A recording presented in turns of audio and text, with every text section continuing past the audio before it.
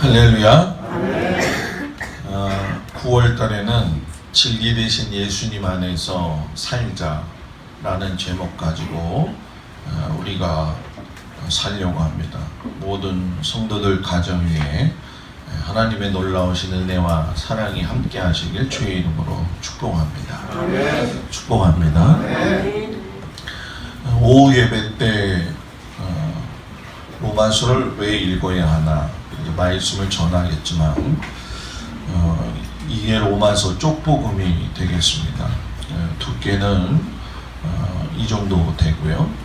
그리고 성경책에 놓을 적에는 이렇게 들어가게 됩니다. 그리고 여자들 가방에도 들어갈 수가 있어요. 이것을 50도 12월 30일까지 하는데 원래는 100도 하려고 했어요. 요거 1시간이면은 읽어요. 그래서 다음 주 오후 예배 때는 우리가 직접 같이 함께 해가지고서는 읽어보는 그런 시간을 갖도록 하겠습니다. 그래서 12월 31일까지 50도 해가지고선 특별히 황금성경도 로마서를 시작하잖아요. 그렇죠? 그러니까 아주 좋은 시간이 될 것 같습니다. 그래서 다른 교회에서 이 로마서 쪽복음 읽다가 아픈 사람들이 많이 났어요. 그렇기 때문에 사모하는 마음 가지고 있는 자에게 그대로 하나님의 은혜가 임하길 주의 이름으로 축복합니다. 오늘은 짐을 나누어 지는 성경적인 원칙에 대해서 말씀의 은혜를 나누고자 합니다.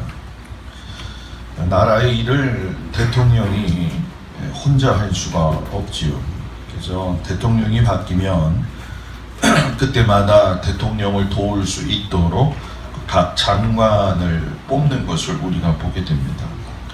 그런데 이제 우리가 알다시피 장관을 뽑을 때에 아무나 장관을 뽑는 것이 아니라 대통령을 도와야 되기 때문에 청렴하고 또 진실한 사람들을 뽑게 되죠.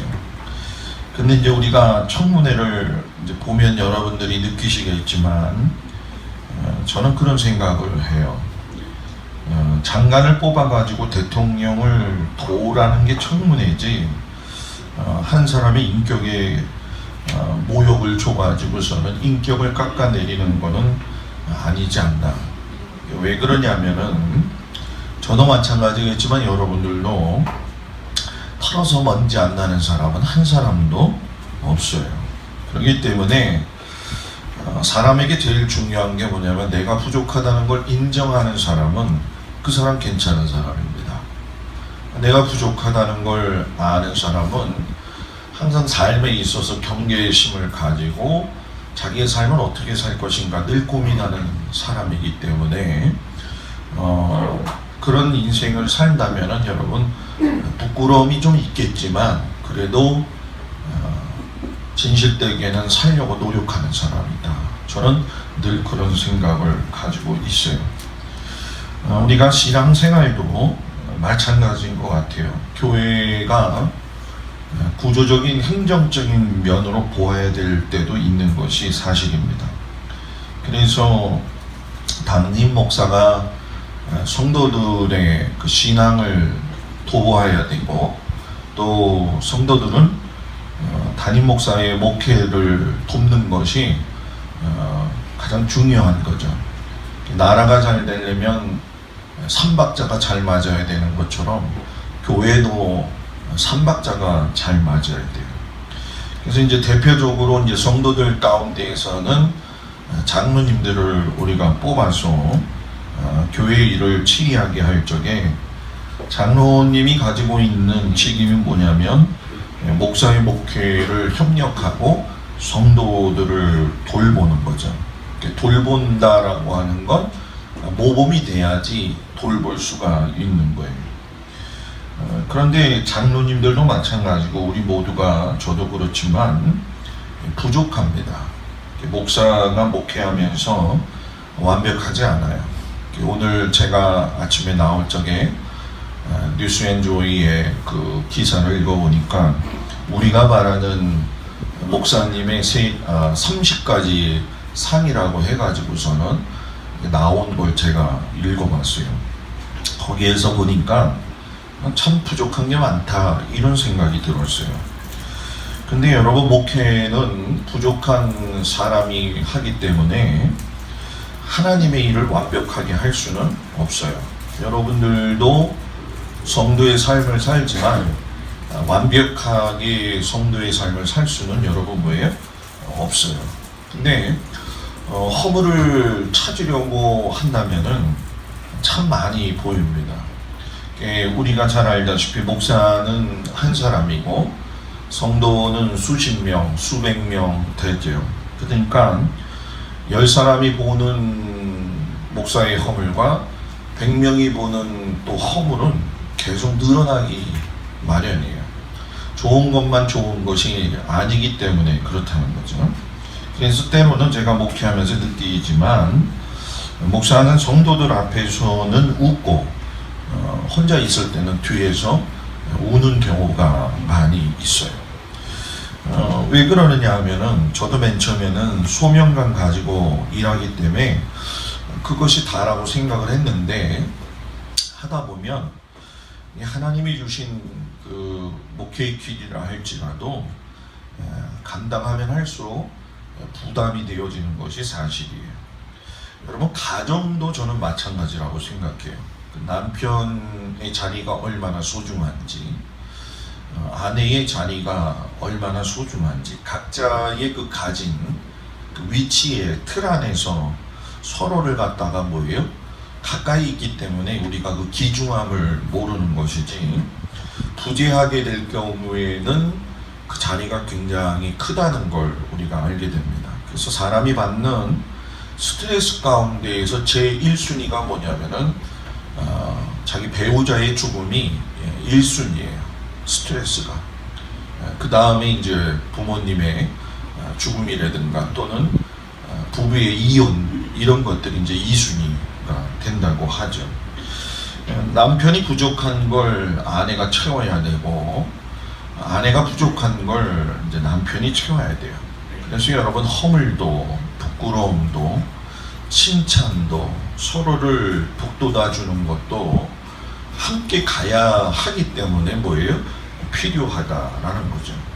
남편의 짐도 아내의 짐도 자녀의 짐도 무겁고 힘들다는 것을 우리가 잘 알고 서로 나누어질 수 있는 은혜가 있기를 바랍니다. 그런데 무조건 나누어지면 좋은 거냐? 그렇지 않다라는 거예요.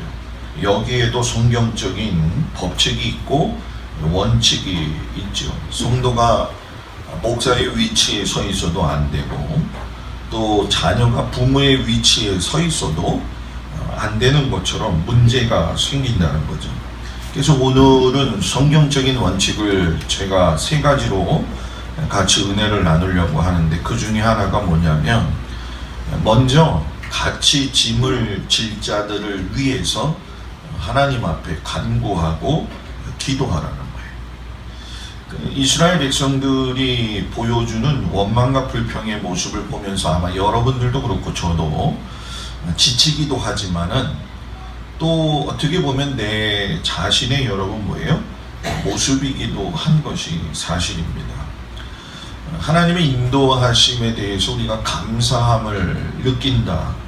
너무나도 좋지요. 그런데 그 감사함이라는 것이 시간이 지나면서 하나님 앞에 그 받은 바 은혜를 완벽하게 갖추어야 되는 것으로 바뀌어지는 경우가 있어요.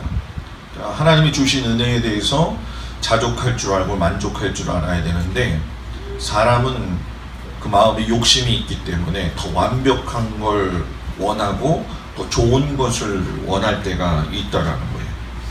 여러분, 이스라엘 백성들이 하나님께서 이끌어내시고 나서 그들한테 율법을 주시고 또 성막을 만들어 주시고 구름기둥과 불기둥의 역사를 주셨을 적에 그들 마음속에 감사의 마음이 없었을까요? 있었겠죠. 그런데 있었는데 늘 있지는 않았다는 거예요. 자, 이게 무슨 얘기냐면 감사는 깨달아지는 것도 중요하지만 감사는 깨달은 것이 몸에 배어 있어야 된다는 거예요. 제가 어렸을 적에 저희 어머니가 늘 이야기하는 게 뭐냐면 어른들 만나면 무조건 인사해라. 이게 몸에 배어 있었어요. 그래서 교회를 가면 모든 분들한테 인사를 했어요. 그때 저는 솔직히 개구장이었기 때문에 어른들이 볼 적에는 사고뭉치였지만 하나만 보면 그래도 인정받았던 게 있어요. 쟤는 인사는 잘한다. 교회에서 사건은 다 저지르지만 뭐는 잘한다? 인사는 잘한다. 인사만. 몸에 배어 있어야 돼요. 성도가 감사의 마음이 사라지고 자꾸 원망하는 마음, 불평하는 마음이 생겨지는 것은 감사를 깨닫기는 하지만 오랫동안 지속을 할 수 있는 내적인 힘이 없다는 거예요. 그것은 몸에 배어져 있어야지만이 된다는 거죠. 일상적인 삶에서의 아주 작은 불만과 불평을 가지고 있으면 신앙생활을 하는 데 있어서 제일 힘든 것이 무엇이냐면 그것이 아주 작다 할지라도 결국은 조그만 불이 큰 산을 태워버리는 것처럼 여러분 뭐예요? 감사를 잊어버리게 된다는 거예요. 그러면 왜 우리가 이 감사를 잊어버리게 되느냐 하면은 신앙생활하는 그 현장하고 내가 살아가는 삶의 현장이 다르기 때문에 그런 거예요. 그러니까 쉽게 얘기하면 내가 살아가는 삶의 그 생활 현장하고 교회에서 내가 와서 하나님 앞에 예배 드릴 때의 그 현장이 골이 있다라는 얘기죠. 그래서 이 골을 메꿔야 돼요. 하나님을 믿는 그 믿음이 내 삶의 현장을 다스릴 수가 있어야 돼요. 그런데 삶에서 일어나는 현장의 결과가 내 신앙의 삶의 현장을 점령해 버리니까 여러분 뭐예요? 자꾸 무너지는 거예요. 그러니까 우리가 신앙생활을 하면서 제일 중요한 것이 신앙은 현상을 보고 가는 게 아니라 본질을 보고 가야 된다라는 거예요. 우리 살면서 여러분 주위에서 현상, 나타나는 현상들이 얼마나 많아요. 나를 낙심하게 하는 것도 많고 나를 절망스럽게 빠지게 하는 것들도 많잖아요. 이게 현상이거든요. 그 현상만 보고 우리가 산다면은 신앙생활 못합니다, 여러분. 인간관계도 그 사람과의 관계 속에서의 현상만 보고 내가 인간관계를 맺으면 내 마음에 맞는 사람 한 사람도 없어요. 하나님과의 본질적인 관계를 중요시 여기는 사람은 주어진 삶의 현장의 현상이 어떤 현상이든지 그 안에서 본질이신 누구를 봐요? 하나님을 보게 된다는 거예요. 그러니까 오늘날 많은 사람들이 믿음의 생활을 하고 있는데 왜 이렇게 불평과 원망과 또는 불평과 원망이라고까지는 뭐 이야기할 필요 없지만 다양한 종류의 그 신앙의 모습들이 감사함으로 나타나지 않는다라고 하는 것은 결국은 여러분 뭐예요? 내 삶 속에서 일어나는 것들로 내가 지배당하기 때문에 그렇다는 거예요. 저는 우리 교회 모든 성도들한테 축복하고 싶은 건 신앙의 본질은 하나님에게서 나오니까 하나님의 마음을 품으라. 하나님의 마음을 품어야 세상을 품는 거고 사람을 품는 거고 감사의 마음도 여러분 뭐예요? 자연스럽게 나온다라는 거예요. 이스라엘 백성들도 여러분 그들이 보게 되면은 그들의 삶의 현장이 뭐 늘 불평과 원망 가운데 있었던 건 아니에요. 그들도 하나님 앞에 감사하는 마음을 가지고 있었는데 문제는 뭐냐면 환경이 달라지면은 그게 없어진다는 거예요. 저도 제가 살면서 그런 걸 느끼지만 요즘 와서 좀 그런 걸 느껴요. 아, 내가 지금까지 목회를 하면서 살아왔을 적에 그 당시의 삶은 너무 힘들었다. 그 당시에 내가 그걸 견딜 수 있었을까? 어떻게 왔는지 몰라요. 그런데 그때 너무 힘들었고 잊어버리고 싶고 떨쳐버리고 싶은 것이라 할지라도 뒤돌아보게 되면은 그때도 하나님은 함께 하셨더라. 그때도 다만 그때의 그 환경이 너무 크기 때문에 너무 내가 감당할 수 없다고 생각을 했지만, 시간이 지나고 나서 보니까 뭐예요? 그래도 하나님이 그때 지키셨기 때문에 지금의 내가 있고 우리 가정이 있다, 이런 생각을 가지는 것이 요즘 저의 마음입니다. 근데 오늘 성경을 보게 되니까 저도 그런 적이 있지만은 모세가 마음이 불편해요. 왜냐하면 이스라엘 백성들이 불평을 하는데 이 불평이 백성들을 자꾸 요동치게 만드는 거죠. 모세 입장에서는 적어도 10가지 재앙 통해 가지고 하나님의 능력을 경험한 사람들이라고 한다면 저 정도면 충분하지. 홍해를 건너게 하신 능력을 경험했다고 한다면 저 정도면 감사가 나오는 게 충분하지. 목이 마를 적에 애걸복걸 해가지고선 바위를 터뜨려서라도 샘물을 주신 하나님을 경험했다고 한다면 충분하겠지. 근데 이제 우리가 성경을 보게 되면은 이스라엘 백성들이 고기 문제를 가지고 또 드러나요. 이제까지 먹은 만나가 하나님께서 값없이 주시고 하나님께서 엄청나게 진짜 말할 수 없는 은혜로 주신 것인데도 불구하고 씹는 맛이 없다는 거예요. 이게 사람이에요. 먹을 걸 그렇게 줬는데도 내 입속에서 이제 씹는 맛 좀 느끼게 해달라는 거예요. 여러분, 이게 이스라엘 백성들의 모습이지만 우리들도 똑같습니다. 여러분, 이 씹는 맛이 없으니까 여러분 그 욕구를 갖다가 뭐예요? 잃어버리게 된다는 거예요. 여러분, 그 모세의 입장에서는 하나님의 백성들이 하나님 한 분만이면 인생을 살고 이기겠지. 근데 저도 그렇게 생각을 해보니까 그게 아니에요. 모든 성도들이 하나님 한 분 가지고 살 수 있느냐? 아니에요. 낙심이 되면 하나님 안 보이더라고요. 심지어 목회자들도 우리 지방에 지금 한 목사님, 한 교회가 폐쇄됐어요. 왜냐하면 목회를, 대학생 선교를 두고 목회를 하는데 이 대학생 선교가 어른들이 없잖아요. 그리고 또 방학이 되면 쭉 빠졌다가 또 개학이 되면 쭉 들어오니까 이 목회가 되는 게 아니에요. 그래서 그분도 목회를 소명은 있지만 그분이 내려놨어요. 그 모습에 그분의 생각이나 그 아픔을 저도 경험을 해봤기 때문에 느끼죠. 여러분, 이렇게 사람은 살면서 목회자도 그렇고 성도들도 그렇고 당하는 그 짐이 너무나 무겁기 때문에 힘들 때가 있는 게 사실이에요. 모세가 하나님 앞에 지난주에 말씀을 보게 되면 고백을 하죠. 하나님, 내 짐이 심히 중해가지고 이 백성을 감당할 수 없습니다. 그러니까 하나님께서 내게 은혜를 베풀어 주십시오. 그 은혜가 뭡니까? 나를 죽여주세요 라는 거예요. 나를 살려주세요가 아니라 나를 뭐예요? 죽여주세요. 이게 나한테 은혜라는 거예요.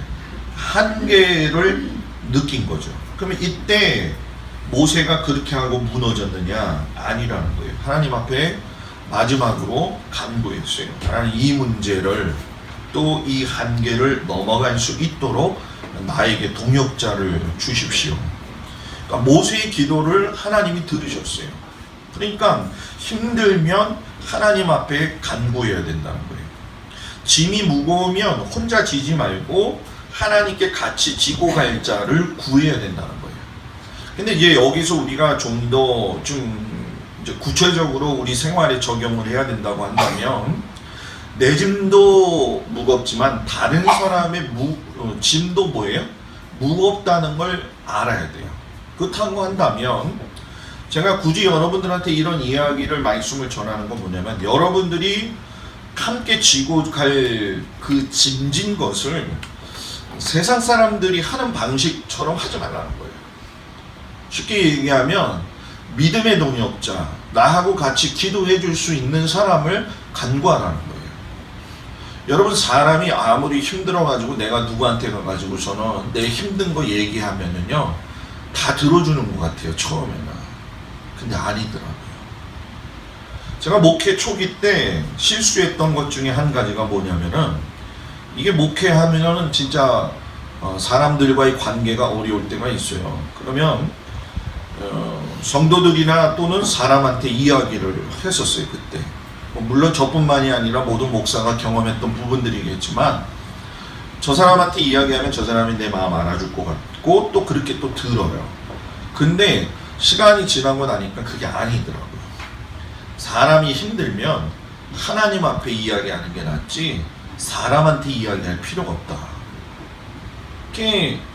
우리가 그러면 신앙생활 할 적에 여러분들도 느끼시겠지만은 교회 와가지고서는 여러분 내가 우리 성도들한테 서로 뭐 여러분들이 목장을 나누든 대화를 나누든 내가 이 사람한테 이 얘기하는 게 무섭다? 이거는 문제가 있는 거예요. 내가 문제가 있는 거냐 저 사람이 문제가 있는 거냐 그런 게 아니라 교회의 영적 분위기와 기류가 문제가 있다는 거예요. 이거는 왜 하나님의 몸된 교회는 서로를 돌보고 감싸 안고 예수님을 위주로 하나로 해서 한 공동체가 되는 거잖아요. 그런데도 불구하고 자기의 기도 제목을 내어놓지 못한다라고 하는 거는 성경적이지 못하다는 거예요.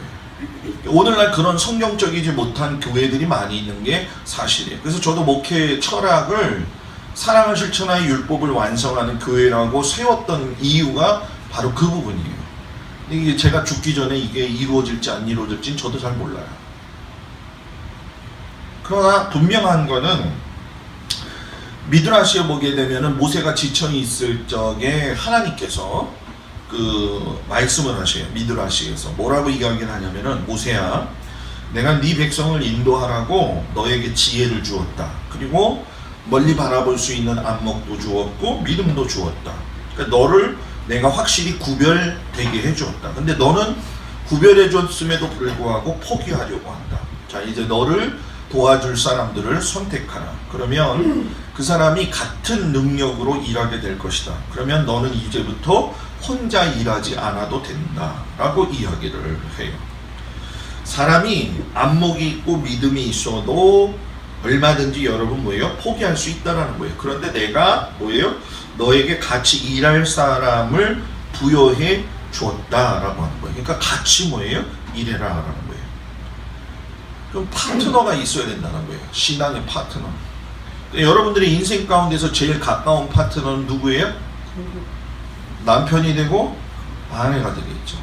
근데 우리나라가 이게 한이 많은 민족이라 남편이 왼수처럼 보일 때가 너무 많은 거예요.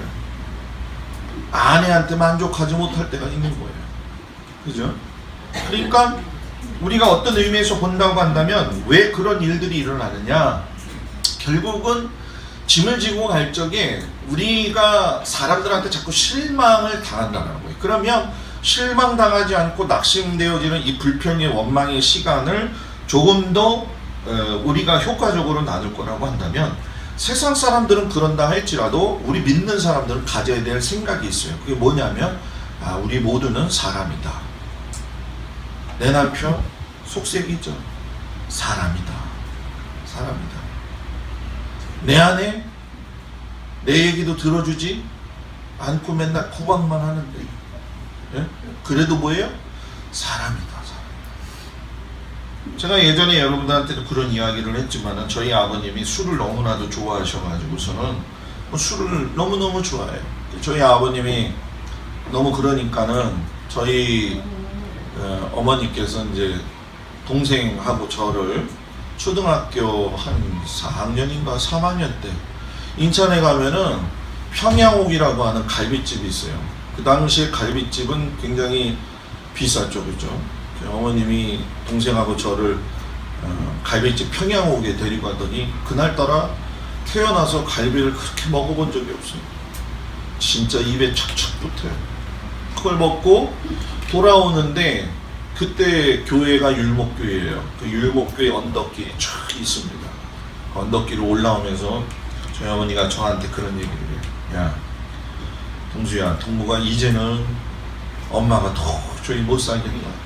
그래서 이제 엄마가 좀 멀리 갈 테니까 너가 좀 잘 해가지고서는 동생도 잘 키우고 그래라 그랬어요. 그때 제가 다른 얘기 한 건 기억이 안 나요. 저도 지금 그 이야기한 기억은 딱 한 가지가 있어요. 그게 뭐냐면은 아니 뭐 우리는 그렇다 치더라도 저 아버지는 어떡할 거야? 이렇게 얘기를 했어요. 그 말 하나 때문에 이제 저희 어머니가 못 가셨다고 이야기를 하더라고요. 그러니까 내 흉한, 내 부족한 남편이니까 이렇게 하려고 했는데 막상 그 남편 데리고 살 만한 여자는 또 나밖에 없다는 걸 느꼈다는 거예요. 이것이 무슨 얘기냐면, 허물은 내 남편과 내 아내의 허물은 내 허물이 되는 거예요. 그러니까 그 허물을 덮어줄 수 있는 유일한 사람은 누구예요? 나예요. 내 자식의 허물, 내 자식이 아무리 나한테 뭐라고 해도 내 자식 욕하는 부모는 없어요, 여러분. 제주도나 외국에 가게 되면은 여러분 부모들을 데리고 갔다가 거기다 놓고 오는 자식들이 많다잖아요. 경찰서에 부모들이 가가지고서는 아들하고 딸 이름 대라 그러면 안 된다는 거예요. 그 와중에서도 안 된다는 거예요. 자, 그러니까 그런 모습을 보면서 우리가 교회도 마찬가지인 것 같아요. 목사를 보면 허물도 많겠고, 또 장로님들, 권사님들, 집사님들 서로를 보면 허물이 많이 있죠. 그러나 이런 것들에 대해서 하나님 앞에 간구해야 돼요. 내 허물, 내 교회의 허물은 내가 같이 지고 갈 수 있도록 해주십시오. 결국 여러분, 제가 산다고 할지라도 제가 제 마누라 욕하고 제 애들 욕하고 그러면 누구한테 욕하는 거예요? 나한테 욕하는 거예요. 목사님에 대한 불평과 원망이 있다 할지라도 저도 성도들한테 그런 마음이 있을 때가 있겠죠. 그런 얘기 한들 뭔 소용이 있어요, 여러분? 소용없어요. 그러니까 간구해야 될 건 하나님, 우리 교회가, 우리 가정이 믿음의 동역자가 될 수 있도록, 믿음의 은혜를 경험할 수 있는 교회가 되게 해주십시오. 아멘. 이런 교회가 되기를 바랍니다. 아멘. 두 번째는 성령 충만한 자가 되어야 짐을 가볍게 질 수 있다는 거예요. 오늘 성경에 보시면 여러분 아시겠지만 모세가 백성들한테 여호와의 말씀을 전하죠. 그러니까 장로 70인을 모아가지고 장막에 둘러 세워요. 그때 구름 기둥 가운데 하나님이 강림을 하시면서 하나님의 영이 70장로에게 임하게 됩니다. 여러분, 여기서 장로라고 하는 거는 이제 현대 교회에 보게 되면 우리 장로님 가지고 있는 직임의 모습도 될 수가 있겠죠. 왜냐하면 그들을 불러 세웠으니까. 장로를 세울 때 보게 되면은 뭐라고 써있냐면, 경륜과 지혜와 덕망을 모두 겸비하며 백성을 지도할 능력과 인품을 가진 사람이 장로다, 이렇게 나와 있더라고요. 자, 경륜과 지혜와 덕망이 있다, 얼마나 좋습니까? 그런데 이거보다 더 중요한 게 있어요. 경륜과 지혜와 덕망보다 더 중요한 건 성령으로 그 사람이 인격이 갖추어져 있어야 된다. 성령으로 그 사람이 충만하고 성령의 감동 안에 있어야 된다. 교회의 모든 성도들은 성령 안에 충만한 자가 되어야 됩니다. 하나님은 사람을 택하실 적에 외모로 보지 아니하셔요. 우리는 사람을 볼 적에 자신의 눈, 안목을 가지고 그 사람의 스펙이나 사회적 지위나 그 보편적인 어떤 평가 기준에서 사람을 볼 때가 있는 것이 사실이고, 그거를 판단 기준으로 봅니다. 그러나 하나님은 하나님의 일을 하려고 하면 그냥 하지 않게 하시고 하나님의 영을 임하게 하셔서 하나님의 일을 감당케 하신다는 거예요. 그러니까 성령의 충만함이 없이 짐을 나누어지게 되면 결과가 좋지 않아요, 여러분. 인간의 정 좋죠. 인간관계 맺을 적에 인간의 정이 있으면 얼마나 좋겠습니까? 그런데 인간의 정이라고 하는 거는 나한테 조금이라도 여러분 본인은 얘기한 게 그 말이 의미인지 뭐 이 정도면 됐겠지 라고 이야기했다 할지라도 받는 사람이 들을 적에는 상처가 클 수 있어요, 없어요? 있는 거예요, 여러분. 그거는요. 아무리 내가 좋은 말로 포장했다 할지라도 그거는 받는 사람에 따라 다른 거예요. 그러니까 인간의 정을 가지고 이야기하게 되면 원망과 시비가 있게 되고 깊은 상처를 주게 되고, 여러분, 짐을 나누어지는 게 아니라 짐에 짐을 더해가지고 어려움을 겪는다는 거예요. 그러니까 하나님의 사람은 하나님의 영이 임할 적에 여러분 뭐예요? 짐을 서로 나누어 질 수가 있다는 거예요. 그래서 하나님이 70인의 장로를 그냥 세우신 게 아니라 모세를 도울 수 있도록 성령의 충만함을 주셨다는 거예요. 그래서 여러분 성령과 성령의 사람이 만나면 기적이 일어나는 거예요. 아멘. 그러나 인간 대 인간이 만나면 낙심과 절망과 기대감이 무너진다는 거예요. 그러니까 여러분 우리 안에 성령의 충만한 은혜가 있기를 원하는데 특별히 여러분 내가 나를 위해서 성령 충만히 받는 것도 중요하지만 다른 사람 위해서라도 성령 충만한 사람 돼야 돼요. 아멘. 우리는 보통 나를 위해서만 성령 충만하면 된다고 생각하거든요. 그게 아니에요. 남편 위해서라도 성령 충만한 사람 돼야 되고 아내 위해서라도 자녀 위해서라도 뭐예요? 성령 충만한 뭐예요? 사람이 돼야 돼요. 그런 우리 교회가 되기를 주의 이름으로 축복을 드립니다. 그리고 마지막으로는 겸손하게 숨어서 돕는 것이 성경적인 원칙이라는 거예요. 여러분 이 장로 70명을 어떤 근거의 기준에 의해서 세웠는지 성경에 보면 나와 있지 않아요. 그런데 미드라시에 보게 되면은 이 70명의 장로를 세운 이유를 이야기하는데 그 70명의 장로들이 여러분 어떻게 세워졌느냐 하면은 이스라엘 백성들이 애굽에서 노예 생활을 할 적에 애굽 감독에게 매를 맞는 일들이 많았어요. 예를 들면은 뭐 벽돌 할당량을 갖다가 뭐예요? 채우지 못했을 적에. 그래서 그 맞는 거, 또 그걸 맞는 것 때문에 도망가던 자들을 갖다가 숨겨줬던 사람, 매를 대신 맞아주고 그런 사람들을 숨겨줬던 사람들을 하나님이 70인의 장로로 세워서 보상을 해주셨다는 거예요. 그러니까 이 70인의 마음속에는 무엇이 있냐면은 항상 남을 돕는다라고 하는 겸손의 마음이 그들한테 있었다는 거예요. 그래서 하나님께서 70장로를 세우시고 모세에게 말씀하시기를 뭐라고 이야기하냐면 모세야 장로들을 임명하여 같이 일하거라. 같이 일할 일꾼들을 선택하여 권위를 주어서 백성들 앞에 세우고 일을 시켜라. 그러면 너 혼자 일하지 않고 피곤하지 않을 것이다. 이렇게 이야기를 해요. 그리고 장로들을 세우고 나셔서 성령을 주셨는데 여기서 문제가 생겼어요. 왜냐하면 이스라엘 백성들이 오해를 한 거죠. 무슨 오해를 했냐면 그러면 모세에게도 성령, 장로들에게도 성령이네. 그러니까 모세하고 장로들하고 동급이네 이렇게 생각을 한 거였었어요. 그런데 성경을 보니까 모세에게는 하나님이 늘상 이야기하셨고 여기에 오늘 70인 장로들은 여러분 뭡니까? 예언을 하다가 어떻게 됐어요? 멈췄어요. 그러니까 다르다는 것을 보여주셨다는 거죠. 근데 여기서 이제 우리가 한 가지 이제 깨달아야 될 것이 있는데 여러분들이 이제 성경 잘 보시면 아시겠지만 엘닷과 메닷이 나오죠. 그죠? 엘닷과 메닷이 나오는데 이들도 여러분 뭐예요? 성령을 받았어요, 안 받았어요? 받았어요.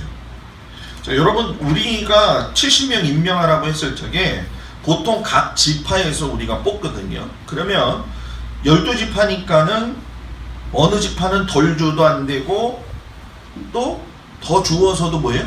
안 되는 거죠. 그러면은 12지파에서 70명을 뽑아내려면 각 지파당 몇 명씩 필요해요? 우리가 생각할 적에 6명씩 뽑아야 돼요. 그러면 72명이 뽑혀야 돼요. 그런데 2명이 뽑히질 않고 70명만 뽑혔어요. 성경에는 이거에 대한 해결 방법이 없어요. 그래서 제가 항상 이 민수기나 구약을 보게 되면은 미드라시를 보면서 도움을 좀 받고 있는데 이 72명이 뽑혀야 될 적에 미드라시에서 뭐라고 이야기하냐면은 백성이 진중의 안에서 엘닷과 메닷이 나오질 않는 거예요. 그러면 그들이 하나님 앞에서 불순종했느냐? 그게 아니라는 거예요. 그 미드라시 보게 되면 메닷과 엘닷이 뭐라고 이야기를 하냐면은 우리는 하나님 앞에 드러내지 않고 숨어서 봉사하면서 살겠습니다. 그래가지고 하나님이 그 마음을 보시고 그들에게 예언의 영을 주셨는데 다른 장로들은 그날 예언하고 그날 끝났는데 이 두 사람은 그러지 않았어요. 계속 예언할 수 있는 영을 주신 거예요. 그러니까 하나님이 겸손한 자들한테는 갑절에 뭐예요? 축복을 주신다는 거예요. 그러니까 믿음의 성도는 여러분 뭐가 있어야 돼요? 겸손해야 돼요. 직위가 높아가면 높아갈수록, 나이가 먹어가면 먹어갈수록, 직분이 높아가면 높아갈수록 여러분 뭐예요? 내 안에는 무엇이 쌓여야 된다? 겸손이 쌓여져 가야 된다는 거예요. 여러분 벼는 고개가 익으면 익을수록 뭐예요? 숙여지는 거예요. 그런데 익으면 숙여지지만 겸손한 자는 여러분 뭐예요? 하나님이 높이신다는 거예요. 그러니까 우리가 사람들한테 무시당하는 것 같고 어떨 때는 내 자신 스스로가 낮아지는 기분 같다 할지라도 하나님은 그걸 보신다는 거예요. 그러니까 오늘 우리가 신앙의 삶을 살 적에 성경적인 원칙을 가지고 우리가 구해라. 하나님 믿음의 동역자, 기도의 동역자를 주님께서 주시기 원합니다. 또 여러분 왜요? 성령 충만해야지 짐을 질 수가 있습니다. 또 뭐예요? 겸손해야지 짐을 질 수가 있습니다. 요 세 가지를 여러분들이 마음판에 잘 새겨서 저희 교회가 서로 짐을 나누어지는 교회가 되고 또 여러분의 가정이 서로 짐을 나누어질 수 있는 그런 가정이 되기를 우리 주 예수 그리스도 이름으로 축복합니다. 다 같이 일어나셔서 통성으로 기도합니다. 하나님, 내가 주님 안에서 성경적인 원칙을 가지고 서로의 짐을 지기 원합니다.